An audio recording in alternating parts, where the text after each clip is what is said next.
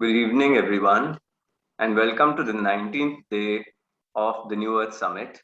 Now, in its third year, India's first integrated summit on solutions to our problems in health, food, farming, and environment.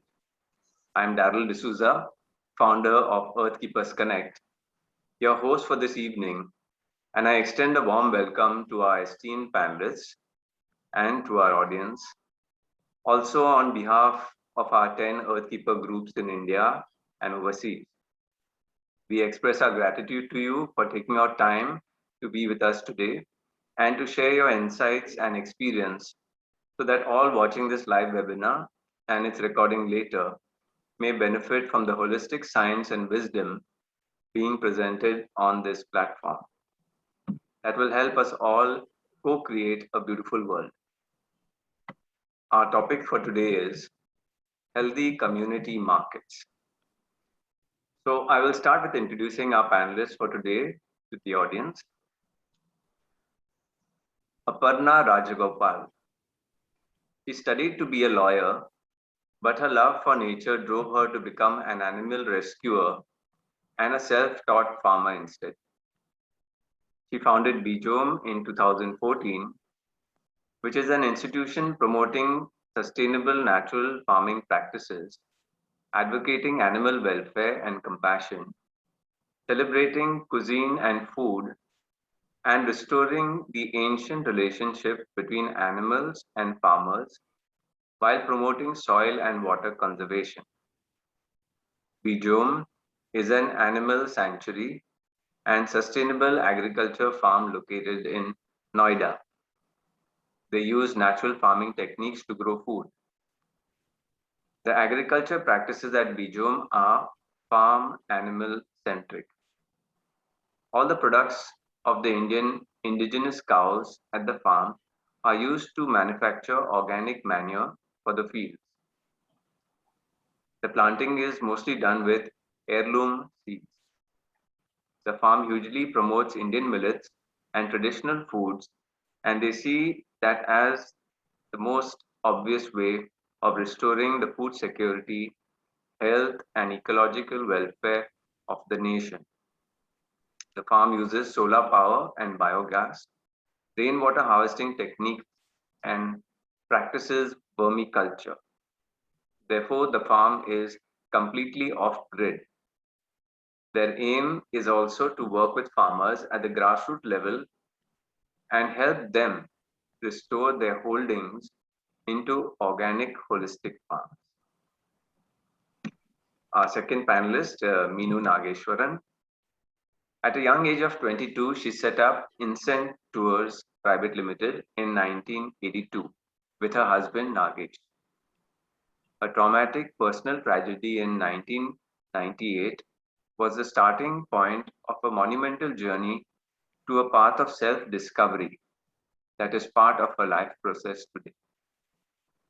Thereafter, Meenu turned towards healing and counseling and started Padma, Center for Soul Realization, in 2006 to promote all aspects of well-being of the mental, emotional, physical, and spiritual levels.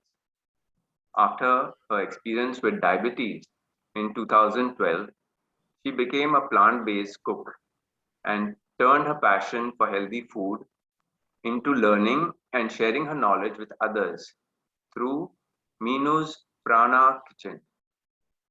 She has been actively helping share the benefits of organic, natural, chemical, and pesticide-free produce and products, and in the process she founded the Earth Collective in 2016. The Earth Collective is an organic and natural lifestyle market at Sundar Nursery in New Delhi and currently operates every Saturday and Sunday from 9 a.m. to 2 p.m. So for the first hour of this webinar, I have a few questions for our panelists, which will then be followed with question and answers from our audience at 7 p.m. But the audience can type their questions in the Q&A box even before that time. Now, if you would like to receive the recorded video of this webinar, please subscribe to our YouTube channel the New Earth Summit. So now for my questions to the panelists. Aparna, could you please share with us when and why you started your organic market? Thanks so much, Daryl, for inviting me to this session. It's a pleasure to be here, and thanks everyone for being here. I mean, as Daryl already described, I run this farm in Western UP, which is actually in NCR, in the National Capital Region, and once the farm started in full swing. It's a long story how it started, and we started to grow food. And anyone who grows food can tell you that it's a once you've started growing food, it's very tough to stop. You can grow. It's lots to grow. There's a lot of food. There's a need for clean food, and you realize the kind of contaminated food that is available in the market, and you can see all that great produce on your field. But very early on, I realized that it's easier to grow food than to sell it, or than to actually give it. While people constantly talk about the need for clean food or its availability and how they would love organic food, I realized it's really very, very hard to sell your produce, And I think, and I also realized that if people like us who are articulate, tech savvy more than maybe, I'm not very tech savvy, but they're definitely more than maybe a lot of farmers in the field, in the ground, and people who have connects, and we are able to, kind of develop networks. Even with all these skill sets, it's so hard to sell. So earlier, when we started itself, I realized that this produce has to reach people, and the only way to do it now with the least amount of effort is to perhaps start a kind of a market where we can invite people to come and buy. That has the least carbon footprint, because otherwise we can't be delivering door to door. The idea somehow didn't, especially in a place like NCR, where distances are quite a bit. NCR is between 3 states, literally. It's Haryana, UP, and Delhi itself. So it's very large. So we realized that it's maybe, and being growers, we don't have the time. We really had a problem. We don't have the time to market, to sell. So that's why, Daryl, we just decided to start a market, to just put the produce out in the closest place, which is our own farm. And honestly, it was just a chance we took, because we weren't sure if people will even come all the way to our farm to buy our produce.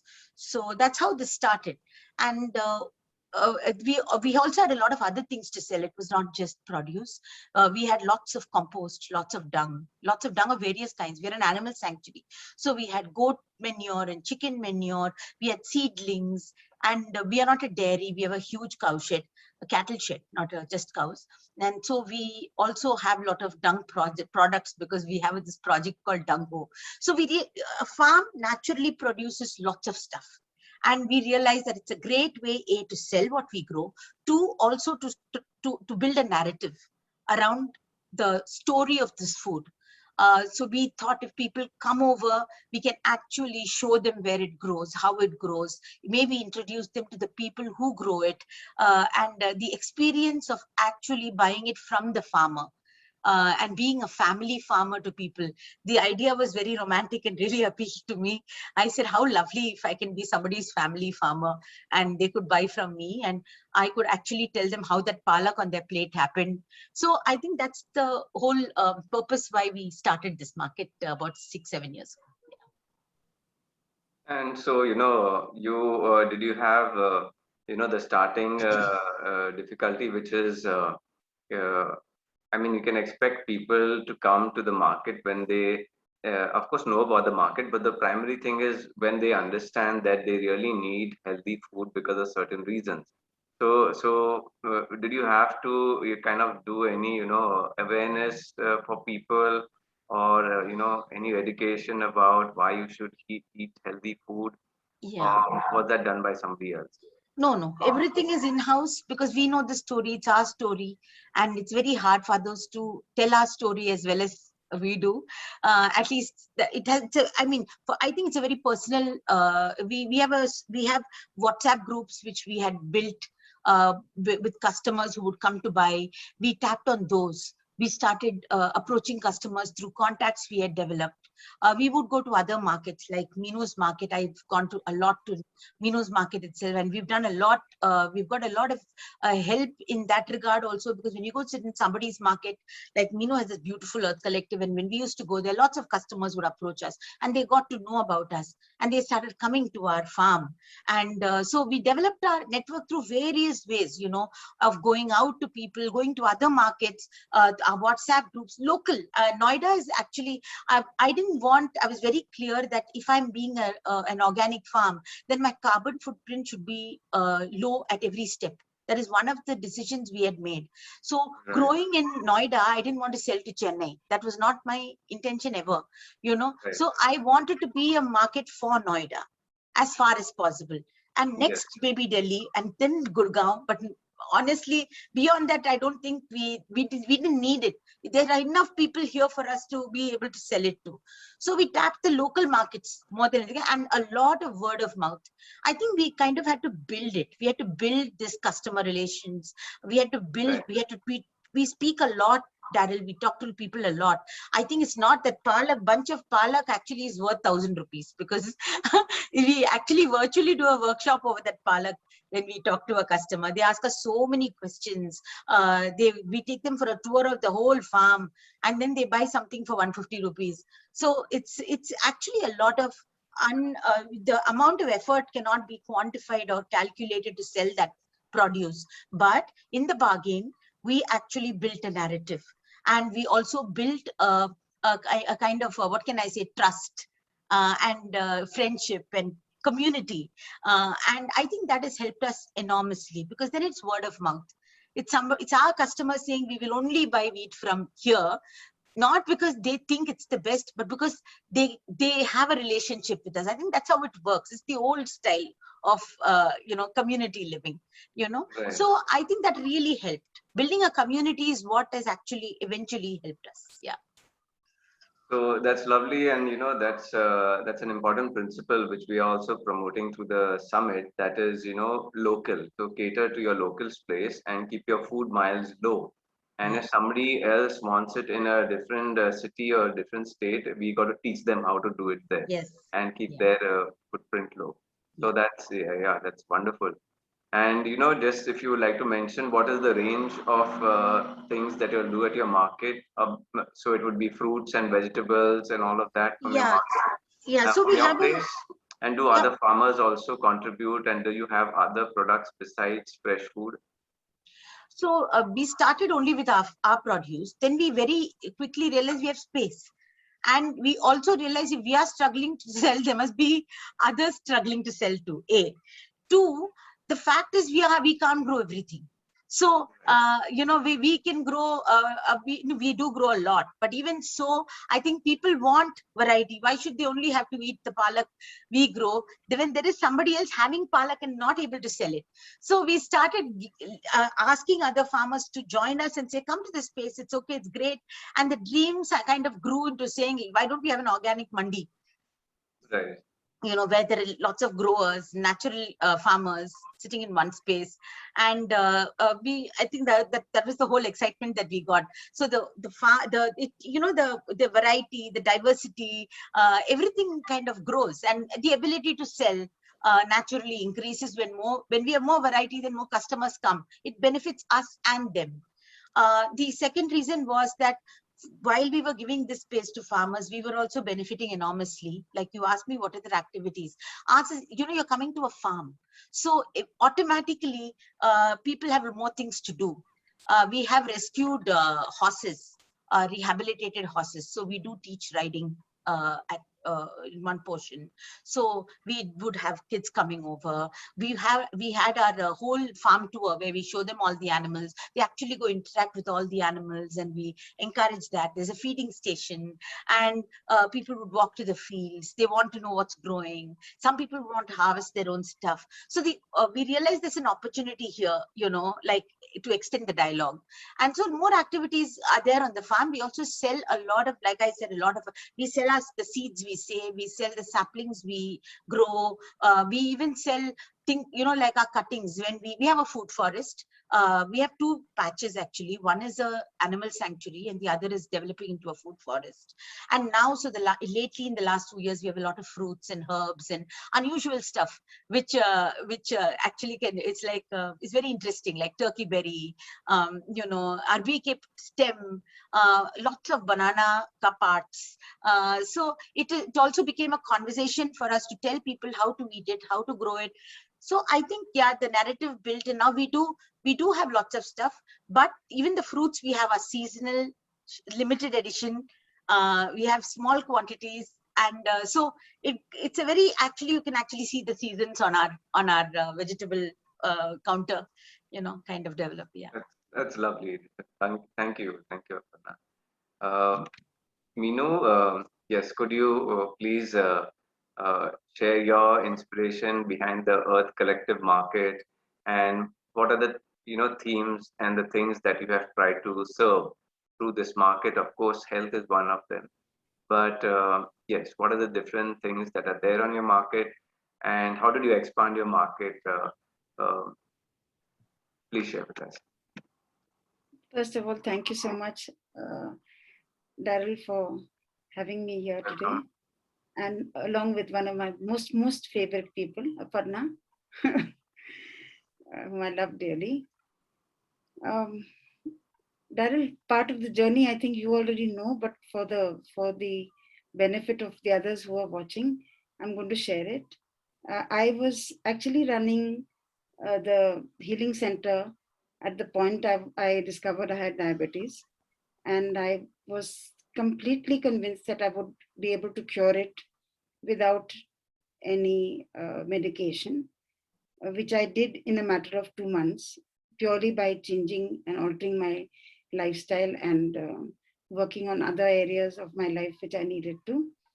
Sorry to interrupt, Meenu, but this is so very important that people here and who will listen to the recording later also. Many people think that it's not possible to reverse diabetes in 2 months and all of that. Especially medical doctors, when I spoke on that international forum, they were shocked and they asked me to just repeat what I said. So yes, so your reversal of diabetes, if you would say, uh, how did it happen? I mean, just not in detail, but was it mainly based on food or exercise or certain other practice? So let me share that with you. So my counts, if anyone is to believe it now, was 454 Wow. fasting and 633 postprandial. Oh my gosh, that is like Yeah. people say you should have, So I'd gone in that very morning for my tests, and I remember the GP there asking me that, why have you come? I said, I'm just doing an annual checkup, nothing else. She says, what if you find something out of the ordinary? I said, well, I'll do what it takes. I will do what it takes to get rid of it, because if there's a way in, then there has to be a way out. So I went in with that thought, and I had gone off for work. I had come back. I was having a late lunch, and you can believe this, I was having my bowl of kheer when I got this panic call from the hospital that please come straight back because your counts are dangerously high. So I was a complete believer in the fact that the body can heal itself. I was one of those people who refused medication for many, many years before that, in any case. So I went in and I was told that I had to start on insulin. I said, no, there has to be another way out. She said, there isn't. So I said, well, I'm going then. And she said, please sign that you are leaving against our advice. I said, that's fine, I'll sign. Signed, went back to my center, and I figured out that type 2 diabetes was not the worst. I thought it was like cancer, the grades go up. So I said, okay, I'm not going to die immediately. So I looked up my naturopathy books, Ayurveda, whatever I could. I figured out basically I had to get my pH levels in order. So started immediately on all foods that were alkaline and things like that. Counts didn't come down. Few weeks later, actually, I was very, very fortunate. Um, I got a notification about a workshop being held by Sharan in Swaswara. And in between those 21 days, because I know the fear I went with, uh, and the determination. So along with the fear was the determination that I would come out of those 21 days without any problem. And it happened in 4 days. I mean, in 3 days, that's what people need to understand and wake up to the reality that in 3 days, Daryl, 3 days of going dairy free, sugar free, and oil free, in 3 days, my count started dropping.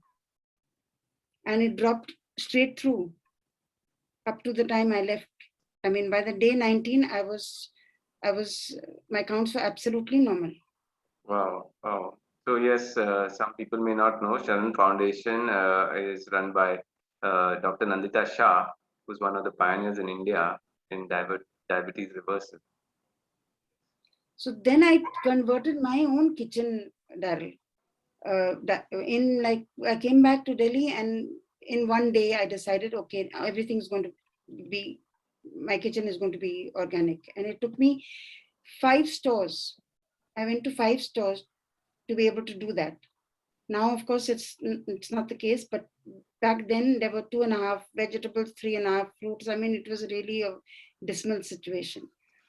So I went back, did this, and in 2015, you know Arjun also, and you know the story. He was a nature lover and a believer in organic food, and he called me to run a market in Select City Walk, which I was not at all. A, didn't have the time for, and B, I was surprised he was asking me, but he said, no, you are the one who has to do it. So I said, okay. So I ran that for a bit, and then we formally launched the Earth Collective in 2016. So it was my need, even as Meenu's Prana Kitchen, I used to share every name of everybody doing organic, the whole class, the booklet used to carry all the names, their telephone numbers, their website, everything. I used to share with everybody who asked, because they would come to my class. It was not just what they tasted, but the flavor. Like, they would pick up a raw carrot and they couldn't believe the flavor of what they were eating. So obviously, if they're coming to a class, I have to tell them where they can get the produce from thereafter. No? Right. So that's what I used to do. And that's how slowly but surely, I think it was my own inner need to help those who were doing so much good and didn't have a platform. They were basically invisible. I mean, as Aparna was saying, people doing good work, but no way to showcase it. I think that was one of the prime reasons why this whole thing has manifested. So we are not just a farmer's market, just to clarify. Yes. We actually, I believe, it has to be about your lifestyle. So what you put on your face, what you put on your hair or your body, and the clothes that you wear, and I mean everything. So ours is a lifestyle market. So almost everything you will get at the market, whether it's clothing or body care, home care, what you're putting on the floor to do your poncha with, or what you're doing your dishwashing with, everything is available at the market. Yes, so that's wonderful, and having gone through the experience myself doing the Earth Keepers market here in Goa, which was of course a organic market, not just for food, but also for natural body products and household products and even natural cleaners. And then we started helping people understand a holistic life and all the things that they use right from the morning to the evening, how it can be natural, why it should be natural for your own health and also for the health of the planet. Because if we are taking plastic things to use, even like a toothbrush, then that is being manufactured in some factories, and because of that produced that device, you are having more of petroleum products being sucked out of the earth. So we know, what do you think, this are there some things additional that you want to do at your market? Because coming from a healers and therapist background, on the market in Goa, we started having healers and therapists also put up their tables, and then people would sit down for a healing session or for some acupressure diagnosis. In the beginning, I had time to do that, so I used to do that, and then we also had people sharing things made from natural materials, like whether it was lanterns or things like that.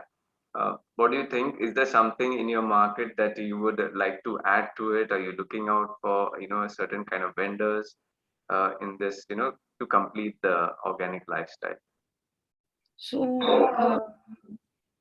Daryl, we've got a lot of people doing cycle stuff.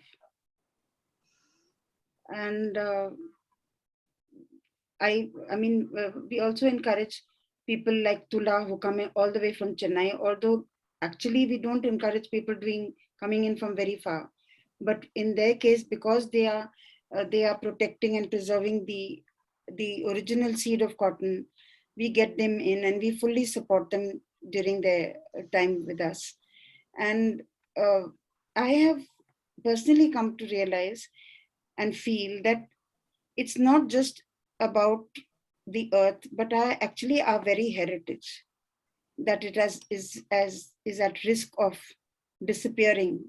So whether it's our food, so very consciously at the market, we serve Indian food, desi food, because people are not even eating the most basic Indian food in their homes anymore. They're ordering in all the time. They're eating their pizzas and their burgers, and a lot of junk food is entering their diets. So we very consciously try to promote Indian food. And what we have started recently is to get in Indian artisans and craftspeople, because that is also part of our heritage, which is at the risk of disappearing with the if we don't consciously make an effort to preserve and protect it. So preserve and protect is what actually the Earth Collective is trying to do on all fronts of whatever we are as a country. Right, that's very good.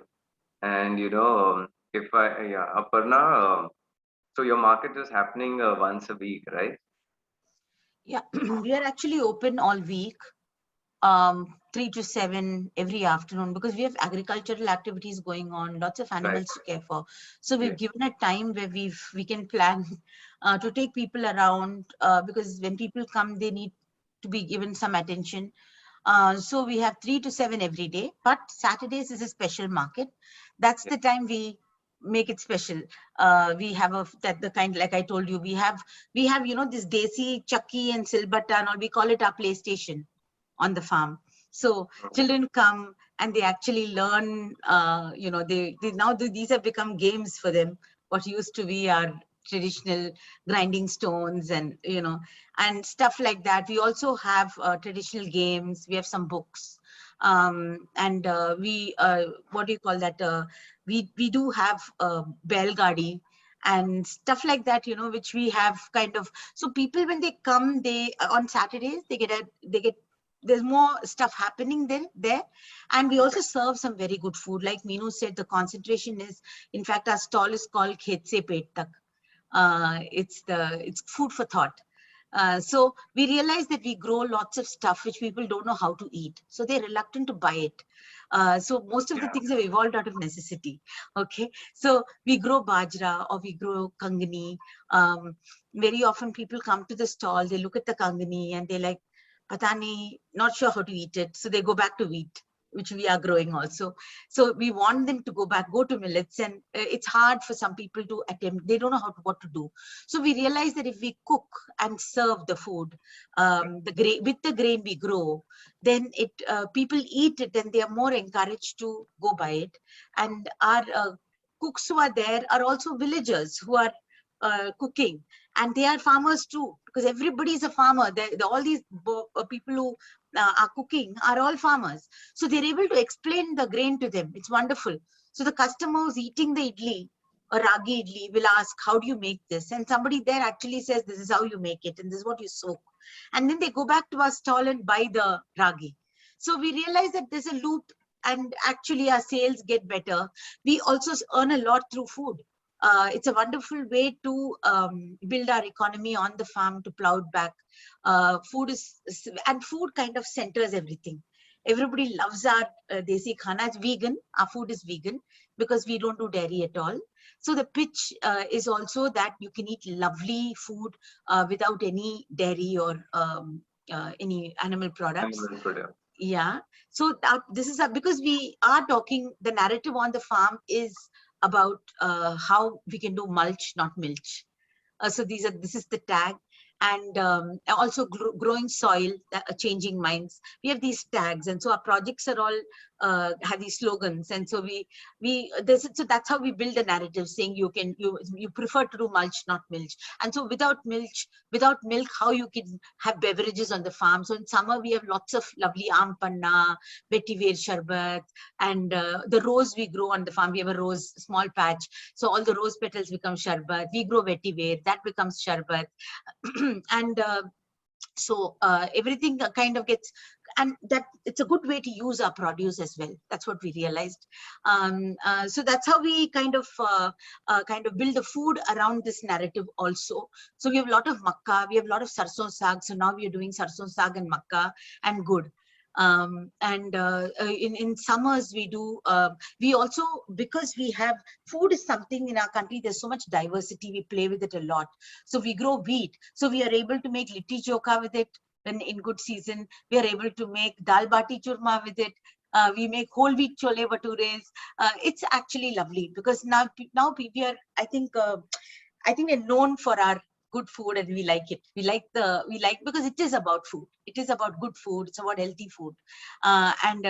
We serve so many varieties of idlis, so many varieties of dosas, adais. A lot of indigenous food comes out, chillas and thepla. And so I think, yeah, that's the whole narrative. And I think, so we like going to farmers markets also, like any farmers market where we can serve food. It's a good story, finally. Yes, I'm sure. And with all the different grains that you're growing, Yeah. then obviously when people ask, about how to make it, do you all give any handouts of recipes, or do you promote Yeah. any, So recipe books for all of these things? so we have in the lockdown, we got into a bit of trouble. We couldn't do the market. So actually, COVID, I think, disturbed the routine, the rhythm Yes. a bit, obviously, for everybody. So we reinvented ourselves because we couldn't stop growing. we were continuing to grow, Yes. and we lost the ability to host these markets to sell, right? So we developed this thing called CSA baskets, which is community supported agriculture baskets, where we have foraged surprise baskets for people. Reason why it's foraged is because it's so intercrop. We don't know what's coming out of our fields, honestly speaking, until we go to harvest it. We started giving out these baskets, and so we created WhatsApp groups along those with those people, and along with the basket, we started sending recipes. And I think it That's worked wonderful. very, very well. It worked really well. So much so, people started calling us saying your basket stresses out, because we used to send some extraordinary stuff, and also tell them how to cook it. And they had to think out of the box. Yes. Otherwise, they were going with the thela in the market, saying whatever's in the thela is all they would eat. In summer, there was only bhindi, bangan, karela, whatever. But we were sending 12 types of sags in summer. So they really had to wade through our produce, and it was interesting because I think people learned. Some people ran away. they just went back to the thela because they found it tough. But some people really learned. They made smoothies. We sent so much of greens and so many. I mean, it's so beautiful, that tokri. It's beautiful, actually. So I think it was great learning for us. The lockdown was very tough because these markets had to stop, and we had to reinvent the way we sell. Yeah. Yes. Thank you. So, Meenu, Aparna has got a farm over there. So, for all of her regular buyers, they can go there and shop 2-3 times a week and get fresh produce. But for people like us who do market once a week, you know, uh, and even I've had customers, they pick up a bigger lot, for the whole week. And then, of course, things have to be kept in the fridge.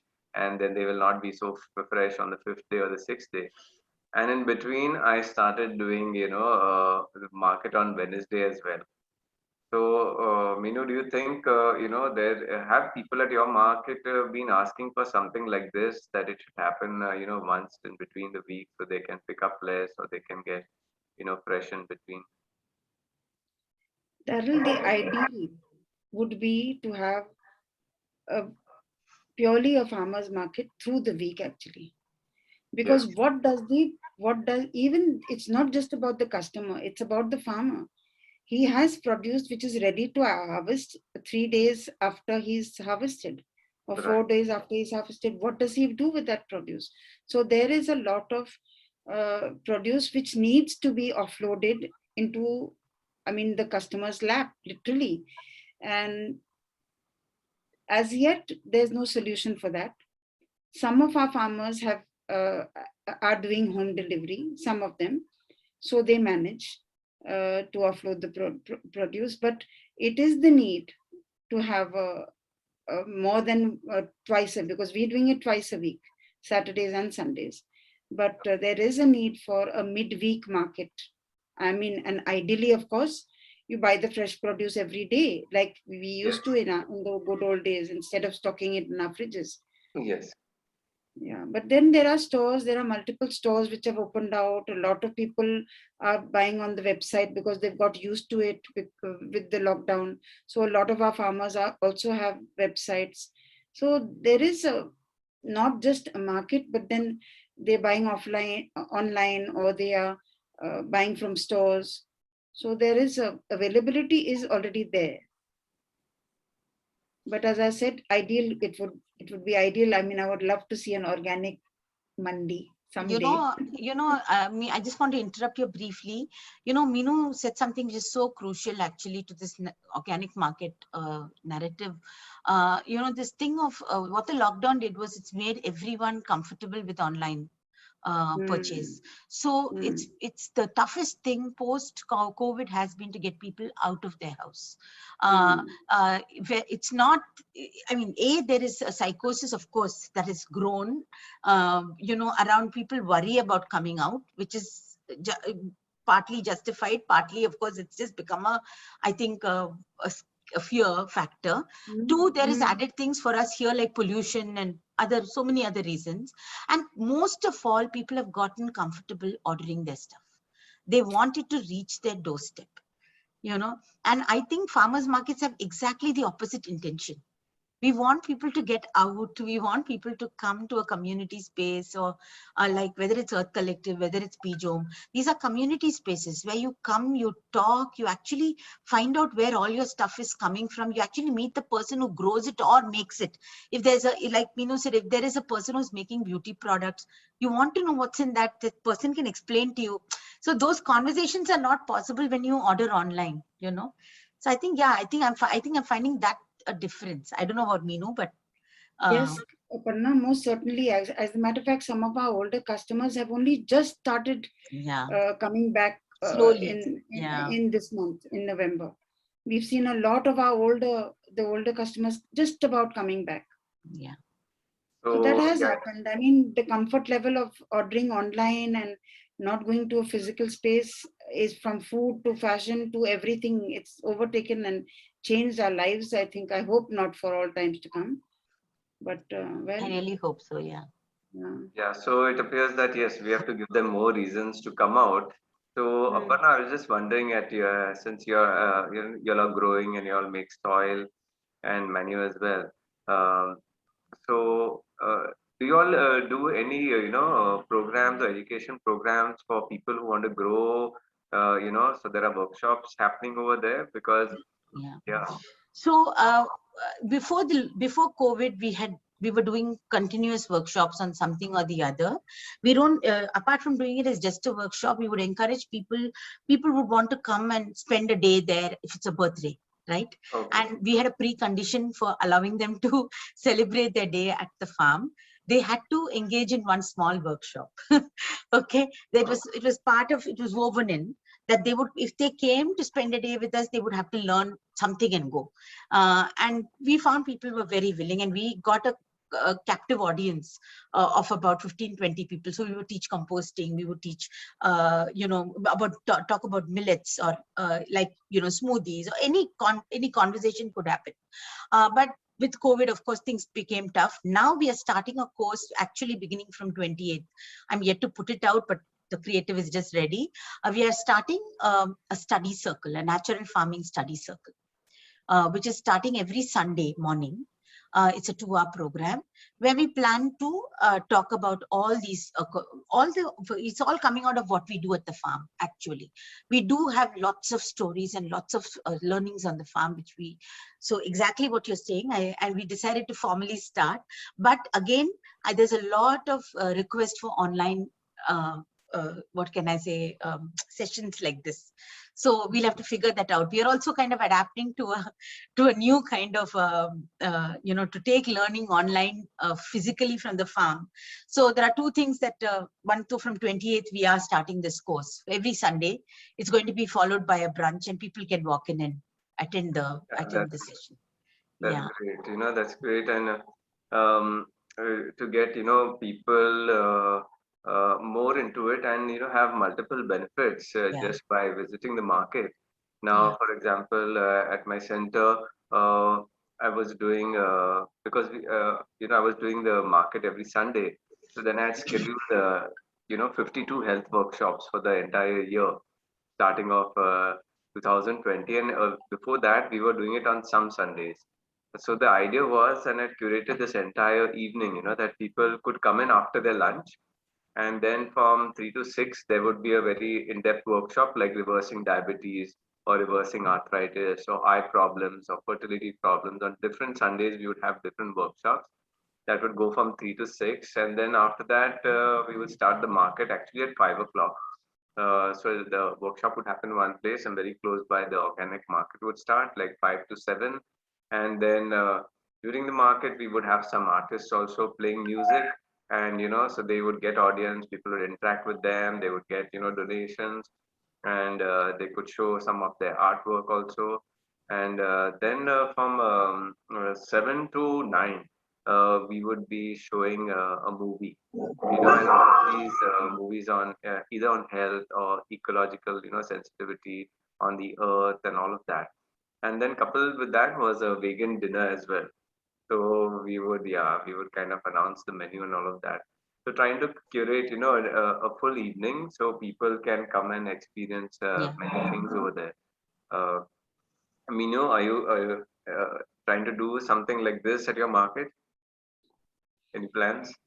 Arul, we've been quite a few workshops actually over a period of time, from cooking to also encouraging actually the children who come. So we've been doing like salad as a play, make your own salad woven around storytelling. There's a lady who came in from Bombay and she did that. And she was just passing through Delhi and she asked if she could come. I said, sure. We've been doing creating awareness around the different sags that we can use. I mean, what is astonishing, which Aparna just shared, is that there are 11 to 12 sags, if not more, sags, which are summer sags, which people are not even aware of. So from time to time, we post online also about those things, but we also encourage children to work with their hands.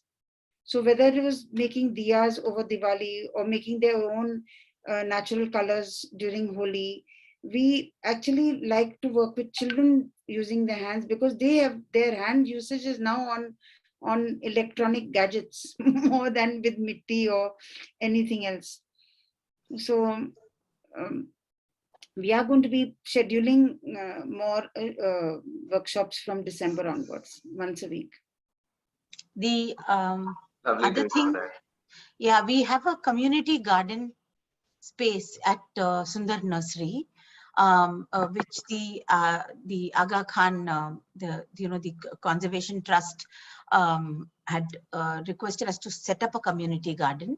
So we've been doing workshops there. We've done quite a few. It's a lovely space where we do workshops on urban gardening and urban, terrace gardening. Yeah. And we've done about 3-4 workshops there. That has been very good, and it's a space that I'm delighted to work with because it's not on our farm, so it's and it's a community space, which is what we keep encouraging people to work in. It's in the heart of Delhi, in a very, very verdant, and that's where the Earth Collective market also happens. It's in a restored and what can I say, kind of, they've brought it up from ruins. They've actually reconstructed that whole space. It's beautiful. So we actually are able to conduct workshops there too, which is very nice, to have community gardens and people who actually come to those kind of spaces and just watch things grow. So this time in winter, we are growing about 75 to 80 crops there in that little space. And so people can actually come and see how things grow. So yeah, so it's very nice. Yeah. Yeah. So, Meenu, at your market, since it's at a venue, do you have to pay for the venue certain, amount which adds to your cost? And then does it, if you have a free venue, or perhaps that's the time you can do markets more often. Uh, how does that impact? So having traveled the RWA way, um, unfortunately, very unfortunately, I've realized that the RWAs are unsupportive of the need for farmers market. Otherwise, we could be anywhere and everywhere all over Delhi and NCR. So we are now on government land. So government land, first of all, not easy to get permissions. So having said that, we are very, very well supported by the Aga Khan Foundation and the Sundar Nursery Trust and all the ministries involved. It's a very supportive environment we are in. I really do hope that bigger parks and bigger venues could be made open to, open to these kind of possibilities. There could be a farmers market, a mini farmers market every 2-3 kilometers if we had that support. But that support is not forthcoming. And then you're left with commercial spaces. Commercial spaces again, which will charge a huge lot of money. So we do pay a very decent sum to the authorities at Sundar Nursery. But that does take away, it then when we have to support, then Sundar Nursery does support us with rural farmers, but not everything can be supported by them. So then we'll end up taking on the costs of the people we want to support. I mean, entirely. So that is an impediment, but I think when one has the intention of trying to look at the higher good and the larger picture, then it's okay. What else to do? Right. You have to work with the assets that you have access to, and Yes. then if we want more access, which comes to my next question, when we want more access, perhaps those lands could be there with people, but then those people need to understand the need for it, and they need to understand when they have something that's just lying there, how could they be benevolent or philanthropic enough to kind of allow it to be used without taking any money. So it seems that more people, is it that more people need to understand this whole aspect of the connection of health and food, and basically what I've been sharing also in my webinars, that we are on this complete unnatural format of food, which is all of these packaged and processed, the processed foods that are there in all of these malls, which are causing us, inflammation, ulceration, tumors, and cancer, and of course, so many other illnesses. So, and people think that is food. So obviously, if they think that is food, then they're not going to be, they don't have a drive to understand what is real food, and real food is fresh food that you need to pick up every day. So Is it that, how that we have to educate more people, and what have you, have you kind of, Aparna, have you tried to connect with, wellness centers or people who teach, the public how to eat healthy? Have you tried to tie up with such people? Because then obviously, if you tie up with them, then every, program that they do on health, on food, then they could channel those people and say, well, in our area, this is something, this is the source of healthy food. So have you tried to do Uh, that? no, I have not actually tied up with people so far, but people, it's something that we've been thinking about. We automatically, our own conversations keep growing on the farm, and we keep talking to people. But yes, we would want to. That's why we started these the Sunday classes and stuff. I think it's important to call people over to wellness experts who can actually come and explain how to eat better, or use a particular, uh, particular, like millets, for instance, what combinations to have and when to have it, and what quantities, and which for whom, or an Ayurvedic expert or a naturopath. It would be lovely to have those learnings. And now that we are, I think, hopefully out of COVID, maybe we should start exploring those avenues. Yeah, I will. Okay, thanks. Aparna, Meenu, what would you like to say about that? Darrell, actually, we've planned a full month of health and wellness programs starting January, after the first week of January. So let people have their hangovers and drink and eat as much as they want to. After that, we're going to try and bring them on track. Yeah. Oh, yes. I So, think, particularly post-COVID, I think everybody is also more receptive to, people have woken up to this thing, I mean, of better health. And, I think the conversations are easier now around convincing people that, I mean, you don't have to convince people to be healthy. That's one thing, because I think people are already very worried. And I think these conversations are good. It's a good conversations, that people will be receptive, and it will help them a lot, help all of us. I mean, I think all of us, like Meenu's journey, in a lot of ways, I think even for me, getting into farming changed the way our whole family eats, changed the way we approach or think about food, and what we are putting into on our plate, what we are using, what products we use. Definitely, there's a lot more consciousness about this whole thing. So it's been good for even us, people like us who are actually working. I think our own families have benefited. Yeah. yes. So, of course, it's a wonderful idea that you have planned to do, the whole month of workshops. But here's just the actual, situation that I'm sharing with you, that you have a certain audience who's coming to you, and they're already your customers. They already want to buy. So now when you do workshops, you're like preaching to the choir. They already know about it, and they have been your regular customers. So this idea is that we should do, workshops in other places, and so that's where new people can come in. I'm just sharing with you what happened the first year of the New Earth Summit in 2019, when I was, speaking to people and getting, the experts to speak on these topics. So I had proposed to somebody here in Goa that, this is, I want to do this talk on, farming also. And he just shared with me that, we've been doing actually this full farming conferences. And mostly people come there, they are already existing farmers, and you hardly have, even if you have 25% new people, then out of that 15%, you will, when we go and check with them after 3 months, they've dropped the idea, because when they went to do it, they saw it was taking much more, time and effort. They thought it was a rosy thing.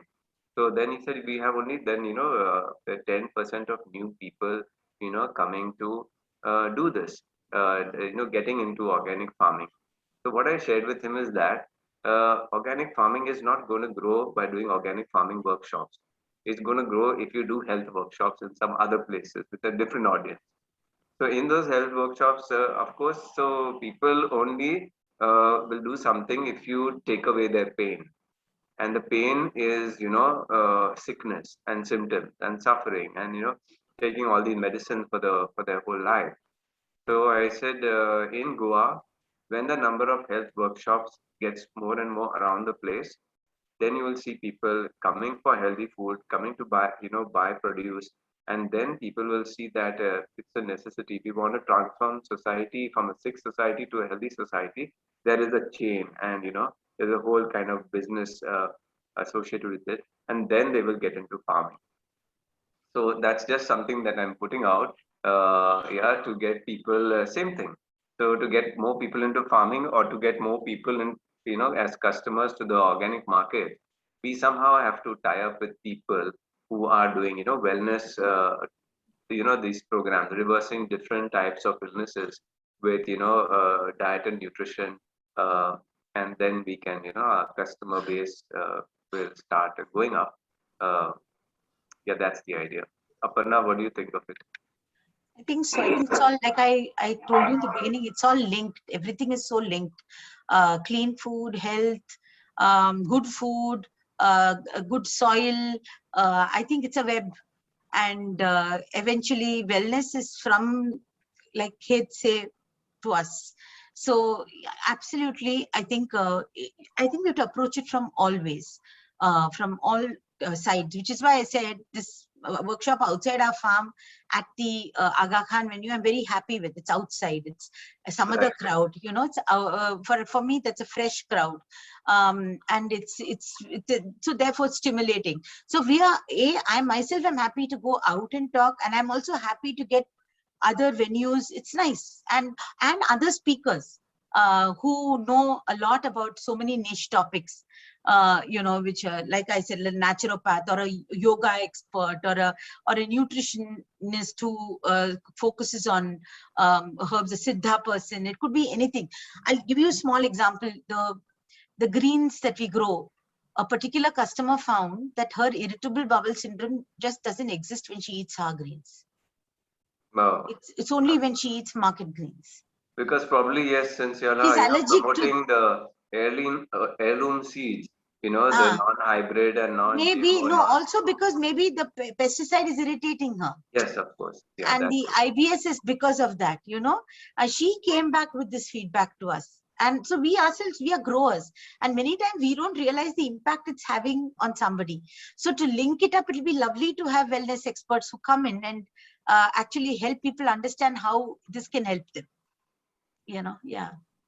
But Daryl, one very interesting thing that's happened also at the market is that people who have joined the market, who were not originally running organic kitchens, they themselves have started turning their own home kitchens into organic kitchens when they have discovered the difference in the flavors and in their own health.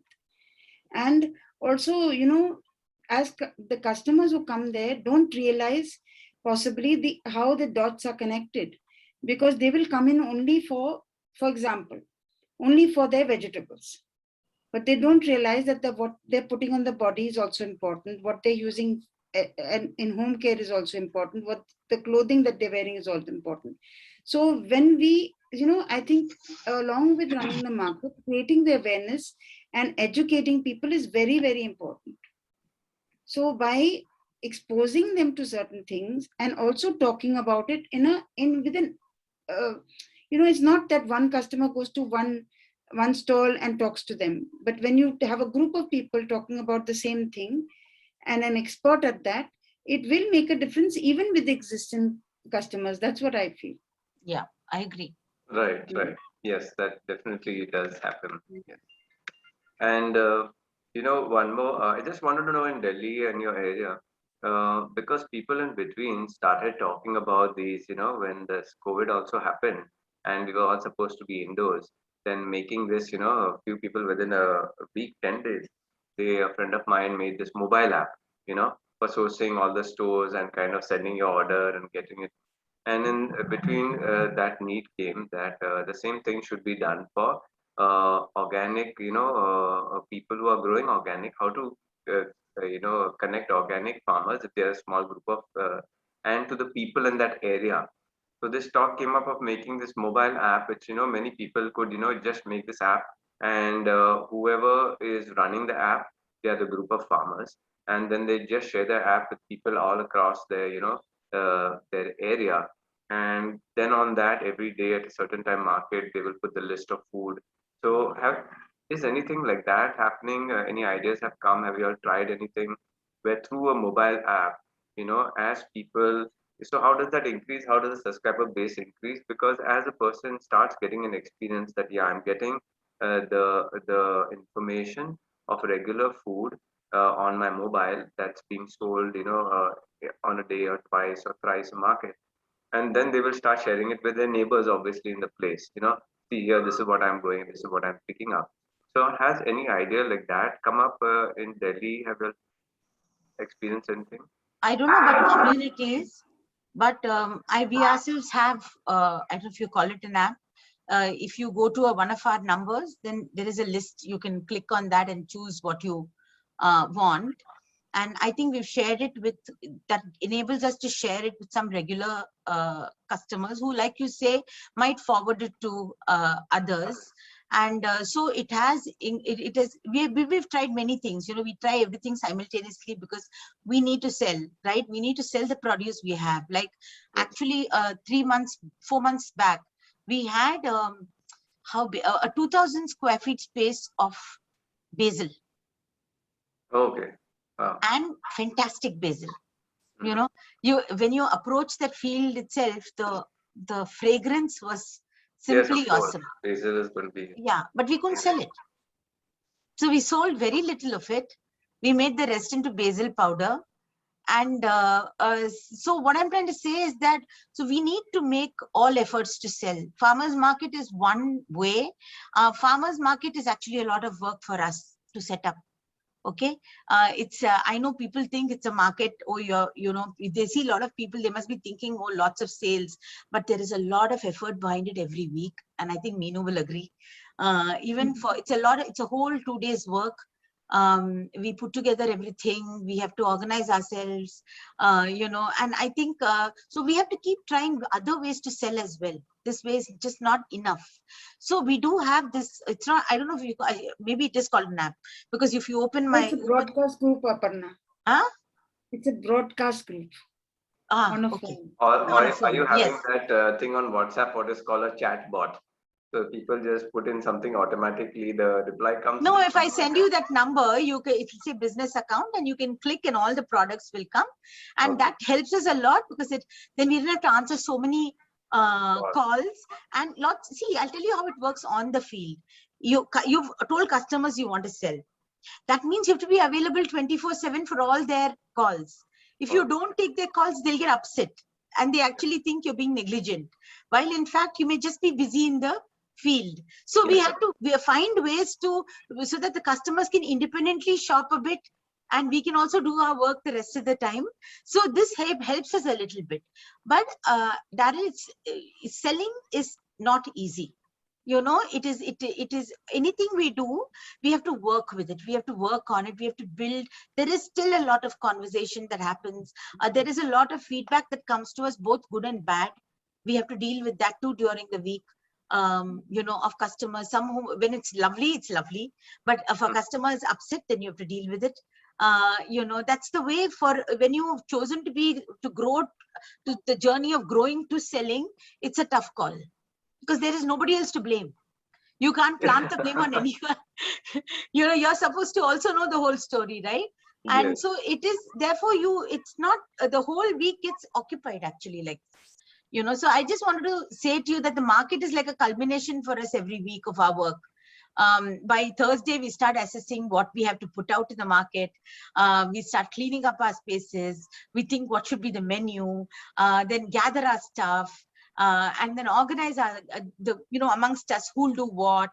So it is quite an intense work schedule, around. Yes, Aparna, thank you. Meenu, you were saying something about anything happening on the mobile app front. Have you heard of something? No, a lot of new websites and things have started, and mobile apps have started. What I've been noticing now today, everybody's turned an expert into organic.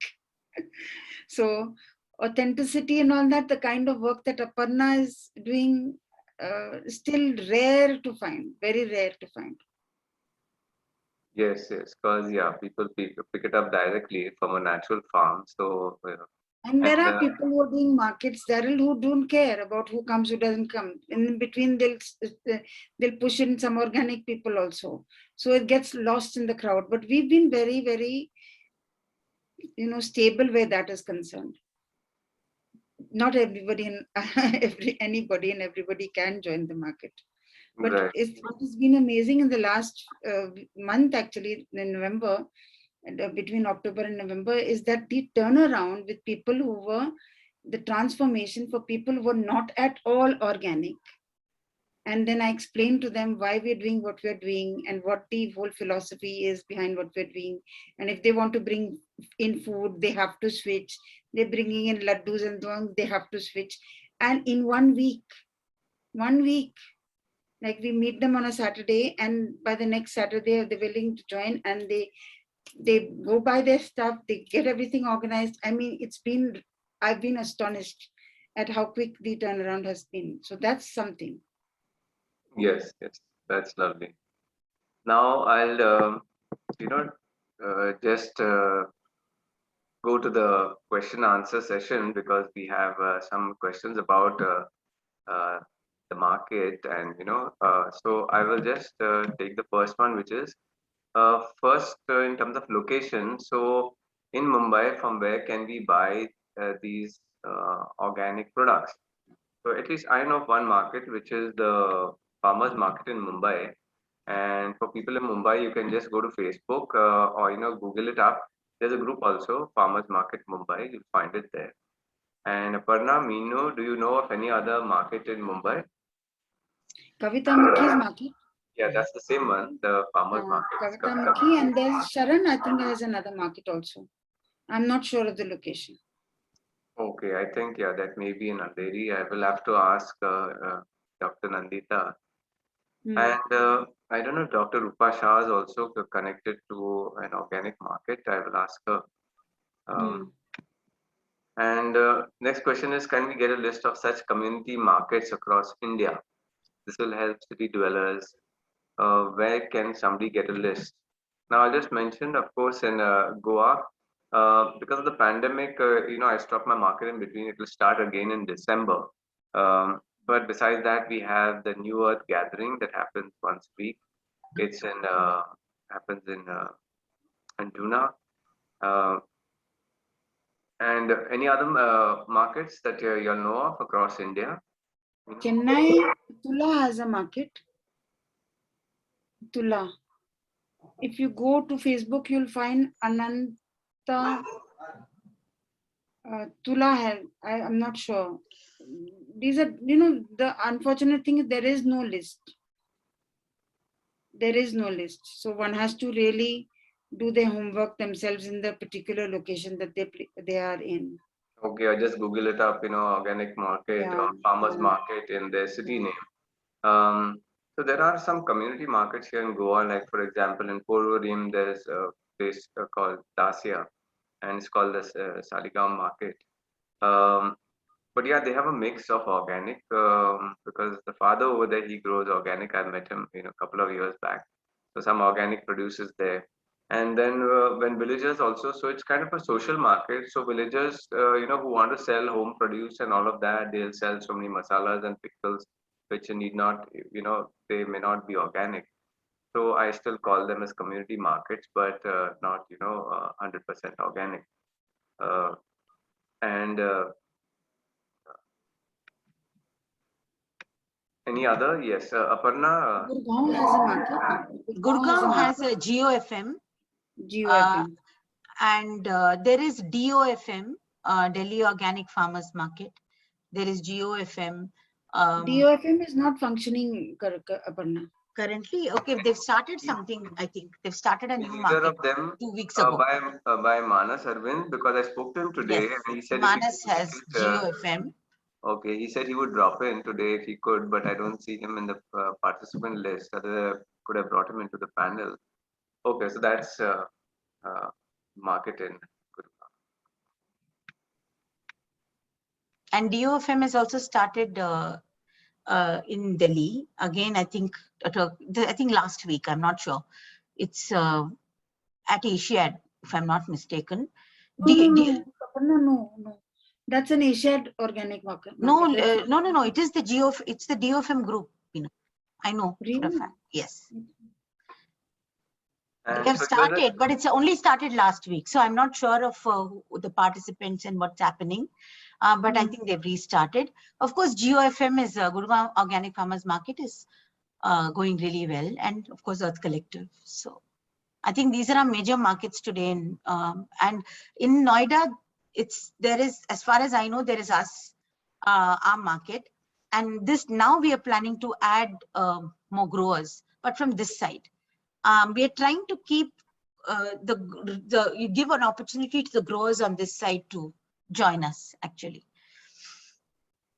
So yes, in terms of farmers market, is a point I wanted to raise. I don't know, I'm sure yes. as a grower, which has actually been, people, when you value addition is a very, what do you call, inherent process of for a grower to actually maximize their earning for a farmer. And often the only problem with urban farmers markets is the expectation of the appearance of the packaging and the appearance of the goods. I think it is quite significant, the pressure. So that's one of the farmers market issues that I've seen as somebody who sat in many markets and conducted markets. I think there is a huge pressure so people who come to sell, especially growers, find it hard because everything has to look good also. So that's an interesting point, it often occurs to me. So Yes, of course. There's an interesting question, which is, if I want to start an organic market in my area, what should be my sequence of steps, starting from procurement of staff to marketing to anything else? Please share. And this question is from Pratibha. Pratibha, Yes. can I answer that? Yes, please answer that. First step is to find a supportive space. That is the first step. That is one of the most critically important steps. Get a supportive space, and also an easy to access space. Like starting off in a mall was not the ideal situation. And I tried 2 markets in Gurgaon, which didn't work because the space was not friendly with the neighborhood. The neighborhood had issues. So, these are little bit of homework you have to do before. How supportive is the person behind it, and how supportive is the community behind the space that you're thinking of. Because RWAs are not the friendliest. They've got their own agendas. And so first find a supportive space, then find farmers to start off with, and everything else can be added on later. Yeah, that's very right. From my experience also. So I just wanted to put in one more tip on the space. So when I was doing the market in 4 places, every Sunday in a different venue, I had to pay for 2 venues. The third venue was of my friend, and I was doing a joint project with them for wellness, so they gave the venue free. The fourth place was my own premise, so of course it was free. So on these 2 venues, we were not charging for table space and to the growers because we were growers ourselves. So we know that if we pay for a table, that means our price also has to go up, and the customer will get more expensive. And because we were anyway growing in small lots, and all of my farmers were small scale farmers, basically growing for themselves, and whatever extra produce was there, they were bringing and selling on the market. Uh, on this space, one key thing is I started looking out for venues where there's an interest, right? So I would look at perhaps a restaurant also who has got a nice front, space, or because the mutual interest is that if and they just have to give their space for whatever 3-4 hours in a week or twice a week, and the exchange they get is a lot of people come there, so people may eat at their restaurant. And so the similar thing, at a wellness center, if a wellness center you can collaborate with who has got space, so that brings them customers as well. So, and the last venue is this, where you are actually doing it outside a farm. So obviously they'll be happy to give space. So your customers also come and buy their stuff out. And of course, any farm does not make a huge range of produce. And there will be other vendors who will come there for getting to sell other range of produce. So I think the best and the cheapest place is of course on the outside of some farm where it's a mutual interest. And then second is I've noticed is a wellness. Uh, that's a good tie-up. And the third would be kind of restaurant space. So just look for that only. Which are the spaces that are in support of good health and good food? And always remember, when you bring people there, how can they get customers? Then they may not even charge you for the space. So that's one key thing. And the second point School is could actually come also. sorry. The school. Yes, yes, the school also, and yeah, the school also, because yeah, they would also have certain space available at these odd times, especially on Sundays and all of that. There's always a playground. There's always some space, and they would definitely at least do it for a social cause, you know.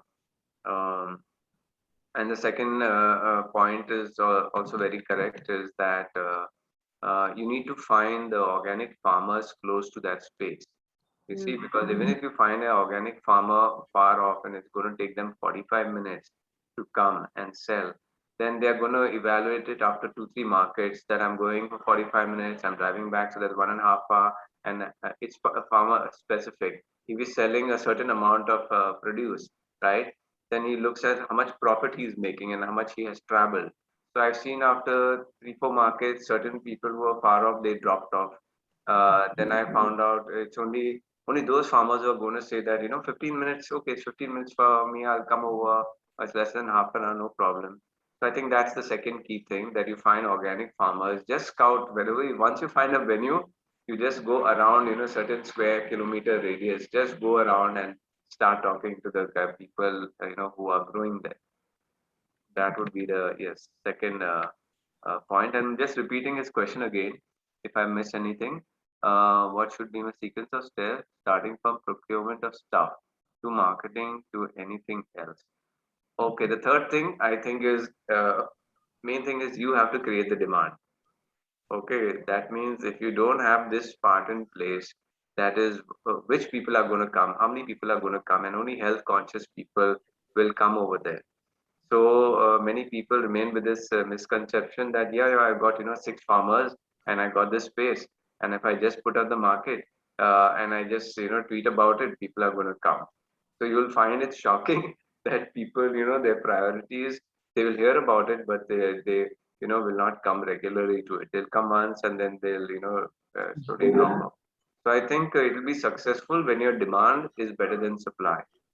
So literally, I started, doing this market in 2015. But the education on health and the connection between health and food, I started in 2012 in Goa. So always try to see how where's your demand coming from, and will they come to that space? And then that's the third idea. You know, you have to see that more health workshops happen around that area. So health conscious people will come to the market. That also helped. I started the collective. I already had Meenu's Prana Kitchen and the Padma Healing Center there. Na? So there was already a captive base of customers. So that helped. Yes, yes. And the next question is, how do you decide what to charge for a table at a market? Uh, Meenu, you want to answer that? Anything? Yes. So I'll start with how it started for me. That I went whoever invited me, I made sure, I said, you have to take this on as a CSR activity. So if you're invited, so approach your local club or your local, community center, ask them if they're willing to take it on as a CSR activity. That means the cost of just splitting up the table, or when you're starting small, you don't have a large infrastructure cost. So that's what I did for 1 year. It's only when my infrastructure, I had to do everything on my own, that I started charging. Up to then, 500 rupees is what Select City would charge, or what the other clubs that I was. So therefore, it was 100% support. I mean, 500 rupees boils down to nothing. And the other thing is that the other way of looking at it is that try and get your rural farmers supported. So at the Earth Collective, we fully support our rural farmers. So they pay nothing to be there. So those are the things, one has to think about. I mean, I'm very happy to share whatever knowledge I have, and about how it started and how it's evolved. But cost is a factor that one needs to look at very cautiously. Okay, thank you, Meenu. There's just a comment in the chat. I'll read it out for everybody. Uh, in Noida, there is home delivery of organic stuff by Eat Right Basket. So anybody can Google that up and find out who they are. Okay, so yeah, we are done with our questions.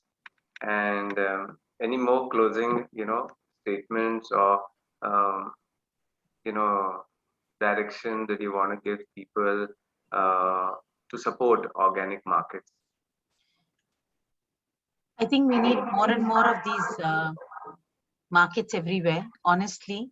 And I think people should get out of their homes and go there, because the part of wellness is getting out of the house and going to such community spaces. In fact, visiting such places is wellness itself. The conversations, the produce, the whatever, you come back enriched in some way or the other, in my opinion. And apart from there being a social responsibility to help this movement grow, I think it's very, very important. It's not enough to be armchair, armchair activists or supporters. And if you really want to support agriculture or organic agriculture, natural farming, produce, you really need to connect with your local market, your local farmers market. And I think if people can volunteer even setting it up, even because there's a lot of work in this whole process, setting up a market and running a market, it's not easy. And I think Meenu will agree with me. So I think more public participation in every way, like, whether, like you said, Daryl, whether it's a wellness workshop or I mean, like if Tula comes to Bijom also, okay. When Tula comes, I'm so stressed because I want everyone to come and buy their stuff. So that weekend, when it's not just me selling, I want to make sure Tula sells, right? So I'm so eager people come. If not even for me, they have to come for Tula because they've come all the way, So I really, really wish that, and I, the whole evening we watch who's going to Tula. Oh, are they buying something? So there is, I think when people come to the market, they don't understand how much we yearn that things get sold, get out of the shelf and new things come in. So I think there has to be, it's not enough if farmers have to grow clean food. The onus is not just on growers and people who set up markets. The onus is also on the people to come and support it. So that's the message I would give for anybody, who is watching this or even, sharing this, saying that that's what community supported programs are about, So I hope more markets come up. Yeah. Yes. Thank you. Of course, yes, that's a very good suggestion and idea. And to the audience, I would like to say that, once you start believing and the reasons why you want to go to an organic market and you're trying to get in somebody new to it, then specifically to that place that is doing the organic market, or even if it's an organic farm, uh, go and start suggesting the things that we have been mentioning here today. uh, in terms of them curating a good evening, at their space. Then a person and children also, if there's a good movie, then children will also be happy to come with their parents. And if there's a good, healthy food, organic food that is being served there, that's another reason. Then if you have music, artisans and music happening over there, third. Then if there's a health workshop also happening there.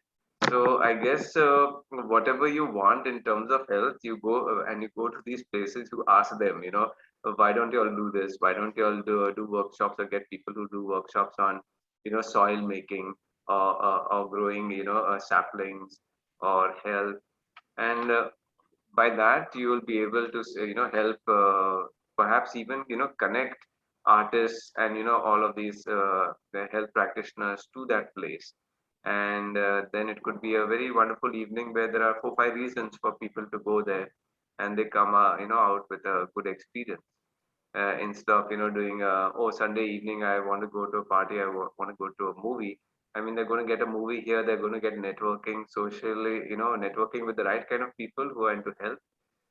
So that, yeah, start giving these all these venues these ideas. uh, Mino, anything further? No, you know what what I've realized is that a lot of people come there to Sundar Nursery and they go back really happy. Yeah. And I was wondering, I said, what is the difference? What is making that critical difference? And I read up somewhere then that it is when they feel they're doing something out of the ordinary for themselves and for the Wellness. people whom they're Yeah. buying from. It raises your happiness quotient. You will be surprised, Daryl, when they come there and they're eating there, some of them stay for up to 4 hours without moving. I Yes. think, if I'm not wrong, Vandari and Nandini also did that. And they're not on their mobile phones, they're engaging, they're talking. So whether That's it's true. talking to the farmer or Yeah. to somebody else selling a body care item, it's a day of connection. Slow It's living, a day where, where they're sharing. yeah, yeah. And I think it's a very beautiful thing that is happening there without people even possibly understanding it or paying attention to what is happening, but it is happening. It is happening. So whether it's the person who's selling a laddu at a particular time of the year, which is very specific to that time of the year, and they're, we've lost out on so many beautiful traditions, which we are now being able to support and encourage at the market. So it's, I mean, people coming with their dogs, the elderly coming, Children. and children coming, the children so happy, Yeah. they feel safe, the parents say, we know that the children are eating good, they're in a safe environment. It's in a fear-filled space that we are in today. I think it's priceless what is being experienced in these kind of spaces that are being offered.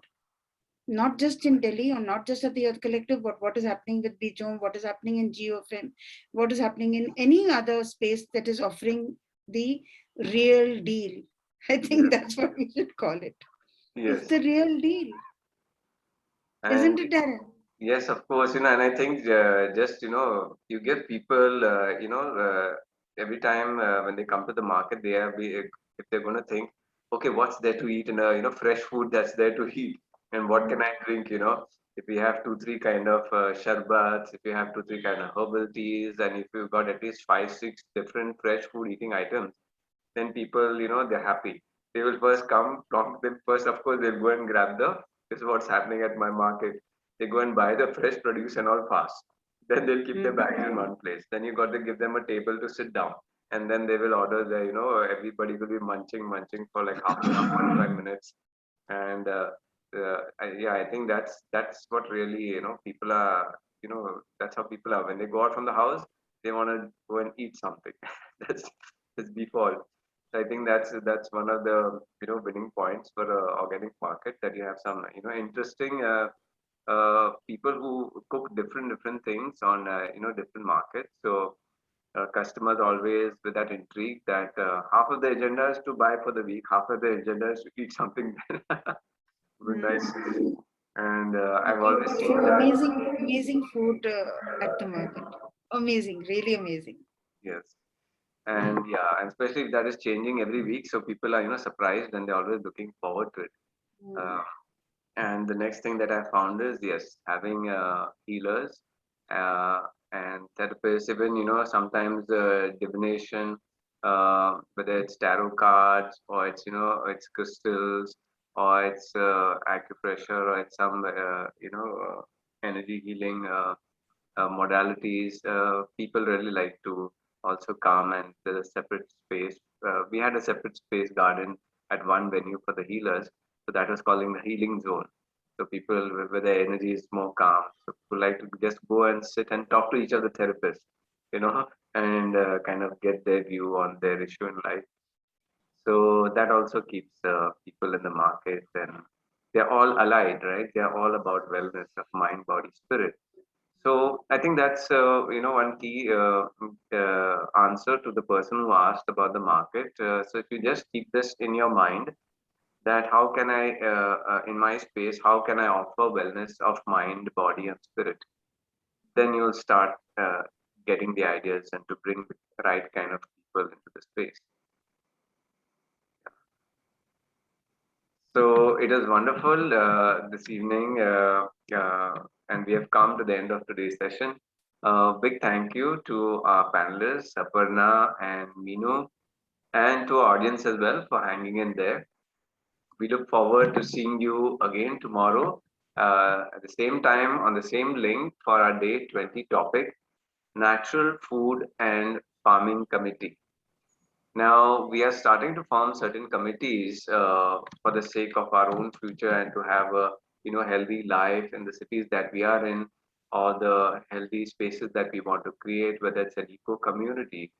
And tomorrow's topic on the Natural Food and Farming Committee, we will be talking about uh, all of the current complaint points that we have about our food or the food supply chain or not getting the right thing, or policies in the state that do not facilitate more and more farmers getting into organic. Like for example, this evening I was talking to another person who is doing organic markets in Goa. So I just wanted to mention that if you Google up Sulimark, they are very active. Irfan Sheikh and Bhageshi Sheikh. Uh, Different days of the week, they are doing markets at different places. So even this evening, he was doing a market, and Irfan will be tomorrow on the panel talking about the situations, and these are not only in our state; it's in different states. What are the things blocking small farmers from doing their work well? And I just asked him this: in Goa, is there any center? Is there any place like in North Goa, South Goa, where the information of how to transition from this, many of our local farmers are doing cow dung, but they're doing urea also. So is there any place besides doing these workshops? You see, when you do workshops and you announce it on a certain date, so many of the farmers, they are busy with their thing, they don't have time. When they have a problem and they want it addressed, that time they want some access. So I was just talking about can there be a place where like a knowledge center that is helping, where anytime any farmer knows that he should go there to understand how to convert to organic, or any trouble he has with marketing or supply demand or sourcing hybrid, I mean this heirloom seeds, he can go there. I think that's a very necessary part of helping our local farmers transition to organic, right? So we'll be talking about things like that tomorrow, and the purpose is to set up certain committees from the people, because government agencies have their committees and they're doing their work, and well, the result is we are not getting healthy food. So we have to get those people into the committees, people's committees, who want to take this forward and are looking at all the problems and are suggesting solutions. So please join us tomorrow as well. Thank you once again, Meenu, Aparna. Wonderful to have you all on the New Earth Summit. Thank you. Thanks a lot So for much. calling us. Yeah. You're welcome. Have a lovely evening. Bye-bye, Thank you. everyone. Bye.